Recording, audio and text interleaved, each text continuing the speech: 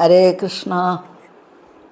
പീതാംബരം കരവിരാജിതശംഖചക്രകൗമോദകീ സരസിജം കരുണാസമുദ്രം രാധാസഹായമതിസുന്ദരമന്ദഹാസം വാതാലയേശമനിശം ഹൃദി ഭാവയാമി. നീരിൽ താരുകൾ കണ്ണടയ്ക്കവേ അളിക്കൂട്ടം മയങ്ങിടവേ പാരീരേഴുമുറങ്ങവേ സുഹൃതി തന്നുൾപ്പൂവുണർന്നിടവേ ദൂരത്തായി ചെവിയോർത്തിടുന്ന സമയത്തേതോ സുധാശീകരം ചോരും ചിന്മുരളീ മനോഹരരവം കേൾക്കുന്നതെന്നാണു ഞാൻ. ഹരേ കൃഷ്ണ കൃഷ്ണ കൃഷ്ണ ഹരേ ഹരേ, ഹരേ രാമ രാമ രാമ ഹരേ ഹരേ. ശ്രീകൃഷ്ണ ഭഗവാന്റെ ഏറ്റവും വാത്സല്യത്തോടു കൂടിയിട്ടുള്ള ഒരു അവതാരമാണ് ജഗന്നാഥൻ, പുരി ജഗന്നാഥൻ എന്നാണ്. പുരി ജഗന്നാഥന് അനേകം ലീലകളുണ്ട്. ഭഗവാന്റെ അവതരിച്ച സമയത്ത് അഷ്ടസഖാക്കൾ വന്നിരുന്നല്ലോ ഭഗവാന്റെ കൂടെ. അതേപോലെ തന്നെ ഈ കലിയുഗത്തിൽ അധികം കാലം ഒരുപാട് കാലം മുമ്പേ ഒന്നല്ല, ഒരു 10, 300, 400 വർഷങ്ങൾക്ക് മുമ്പായിട്ട് ഭഗവാന്റെ സഖാക്കൾ വീണ്ടും വൃന്ദാവനത്തിലൊക്കെ ജനിച്ചിരുന്നു. വൃന്ദാവനത്തിൽ, പുരിയിൽ, അങ്ങനെ ദ്വാരകയിൽ, അങ്ങനെ വിശേഷപ്പെട്ട സ്ഥലങ്ങളിലൊക്കെ അവർ രണ്ടാമതും ശരീരം എടുത്തിരുന്നു.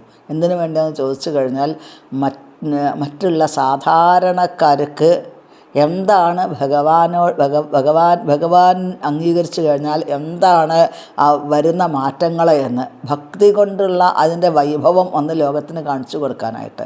അതിൽ ഒരു സഖാവാണ് ഭഗവാന്റെ പുരി ജഗന്നാഥൻ്റെ പ്രിയപ്പെട്ട ഭക്തനായിട്ടുള്ള മാധവദാസ് എന്നാണ്.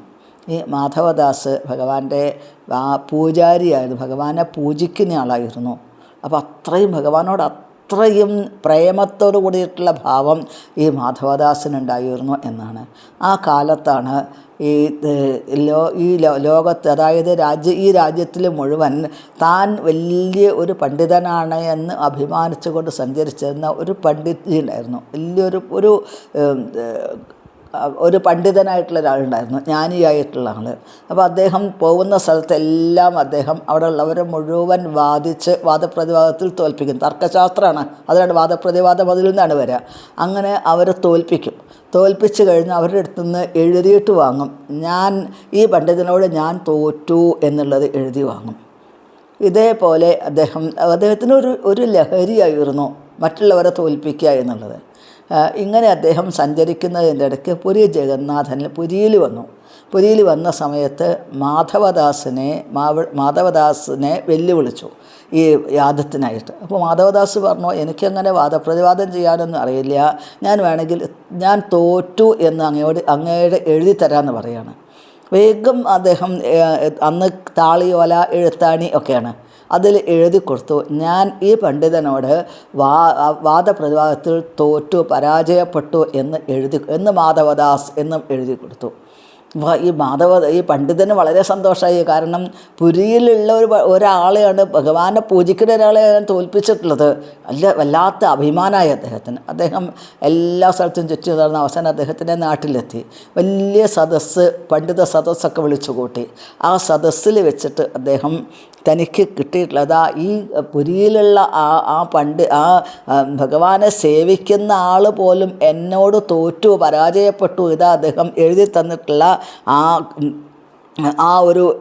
ഒരു രേഖ ഇതാ എന്നും പറഞ്ഞ് കാണിച്ചു കൊടുക്കുകയാണ്.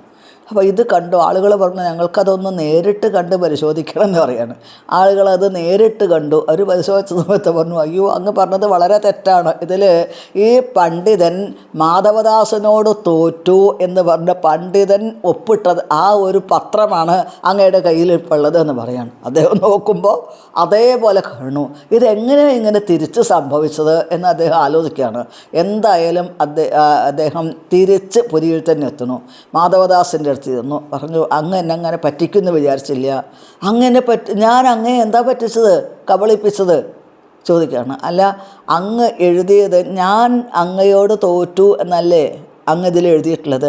വാസ്തവത്തിൽ അങ്ങ് തോറ്റു എന്നല്ലേ എനിക്ക് എഴുതി തന്നത്? മാധവദാസ് നോക്കുന്ന സമയത്ത് താൻ എഴുതിയത് നേരെ വിപരീതമായിട്ട് കാണുന്നു. അപ്പോൾ അങ്ങ് എന്നെ ഇപ്പോൾ കബളിപ്പിച്ചതാണ്, അതുകൊണ്ട് നമ്മൾക്ക് രണ്ടാമതും ഒരു വാദപ്രതിവാദം ചെയ്യേണ്ടതായിട്ടുണ്ട് എന്ന് പറയുകയാണ്. അങ്ങനെ അങ്ങ് അതിനിപ്പോൾ എന്താണ്, അത് കഴിഞ്ഞാൽ എന്താ വേണ്ടത്? അങ്ങ് എന്നോട് തോറ്റു എന്നുണ്ടെങ്കിൽ, തോറ്റു കഴിഞ്ഞാൽ അങ്ങ് തല മുണ്ഡനം ചെയ്യണം, എന്നിട്ട് തലയിൽ ആ കറുത്ത പുള്ളി കുത്തണം, എന്നിട്ട് കഴുതപ്പുറത്ത് കയറിയിട്ട് ഞാൻ ആ പണ്ഡിതനോട് തോറ്റു എന്ന് ഉറക്കെ പ്രഖ്യാപിച്ചുകൊണ്ട് ആ പുരിയിൽ, ആ നഗരത്തിലെ ക്ഷേത്ര നഗരത്തിൽ കൂടെ കഴുതപ്പുറത്ത് സഞ്ചരിക്കണം. ആളുകൾ പിന്നാലെ തോറ്റ ആളെ പരിഹസിച്ചുകൊണ്ട് നടക്കും എന്ന് പറയുകയാണ്. ഓ ശരി, സമ്മതമാണ് എനിക്ക്, ഞാൻ ഒന്ന് ഭഗവാനെ ദർശനം ചെയ്തിട്ട് വരട്ടെ എന്ന് പറഞ്ഞ് ഈ മാധവദാസ് നേരെ പുരി ജഗന്നാഥൻ്റെ ദർശനത്തിനായി പോയി.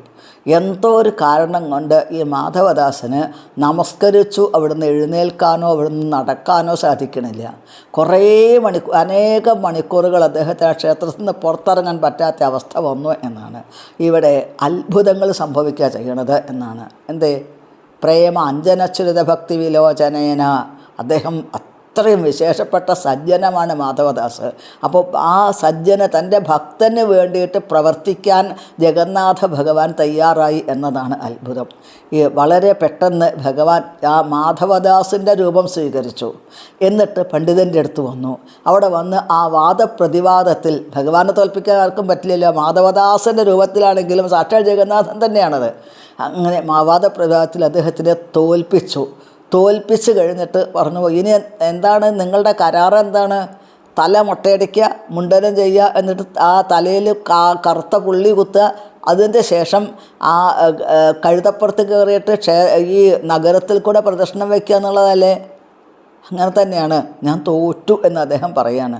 അപ്പോൾ അതേപോലെ അദ്ദേഹം ആ തല മുണ്ഡനം ചെയ്ത് തലയിലൊക്കെ നിറയെ കറുത്ത പുള്ളിയൊക്കെ കുത്തി അദ്ദേഹം ആ കഴുതപ്പുറത്ത് കയറ്റി അദ്ദേഹത്തിന്. എന്നിട്ട് ആളുകൾ കൂക്കി വിളിച്ച് പിന്നാലെ മാധവദാസനോടെ പണ്ഡിതൻ തോറ്റുപോയേ എന്ന് കൂക്കി വിളിച്ചുകൊണ്ട് ആളുകൾ പിന്നാലെ നടക്കുക. ഇങ്ങനെ അദ്ദേഹം നഗരം മുഴുവൻ പ്രദക്ഷിണം വയ്ക്കാൻ തുടങ്ങി. ജഗന്നാഥൻ, മാധവദാസിൻ്റെ രൂപം ധരിച്ച ജഗന്നാഥൻ നേരെ തിരിച്ചു വന്ന് ആ ക്ഷേത്രത്തിലേക്ക് പ്രവേശിച്ചതോട് കൂടിയിട്ട് പെട്ടെന്ന് ശരിക്കുള്ള മാധവദാസിന് ഒരു പരിസരബോധം വന്നു എന്നാണ് പറയണത്. അയ്യോ, എത്ര സമയമായി ഞാനിവിടെ വന്നിട്ട് ഭഗവാൻ നമസ്കരിച്ച് പോകാൻ വന്നതാണ്, ഇത്ര നേരം എനിക്ക് പുറത്തിറങ്ങാൻ സാധിച്ചില്ല, ആ പണ്ഡിതന് എന്ത് വിചാരിക്കുമാവോ എന്ന് വിചാരിച്ച് അദ്ദേഹം നേരെ പുറത്തേക്ക് ഇറങ്ങി. അങ്ങനെ പുറത്തേക്ക് ഇറങ്ങിയിട്ട് അങ്ങനെ അദ്ദേഹം രാജവീതിയിലേക്ക് ഇറങ്ങിയതും കണ്ടത് എന്താണ്?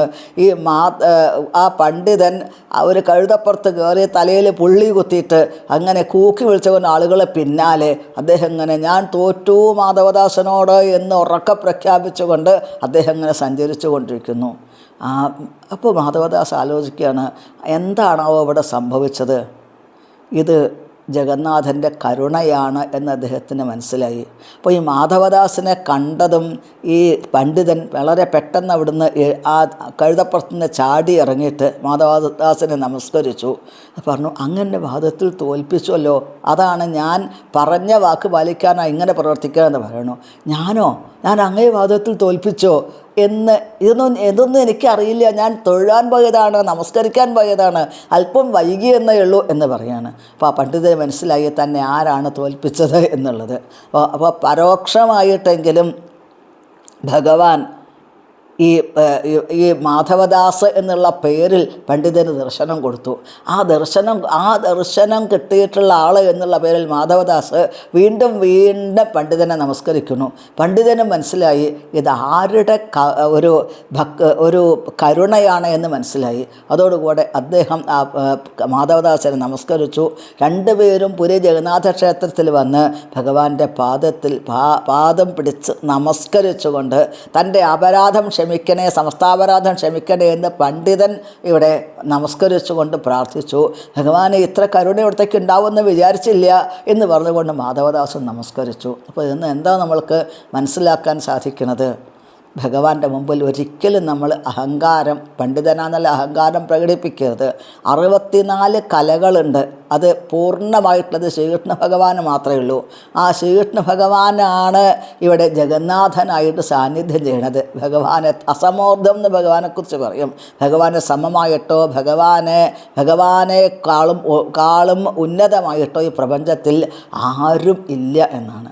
അങ്ങനെ ഒരു ബോധം നമ്മൾക്ക് വരണമെങ്കിൽ നമ്മൾ ഇങ്ങനെയുള്ള കഥകൾ, ഭക്തന്മാരുടെ കഥകൾ കേൾക്കണം. പണ്ട് ഭക്തന്മാർ, സജ്ജനങ്ങൾ അവരുടെ മുഖത്തു കൂടി ഒഴുകുന്ന ഭഗവാന്റെ ആ കഥകൾക്ക് അമൃത് പോലെയുള്ള ഒരു പ്രത്യേകത ഉണ്ട് എന്നാണ്.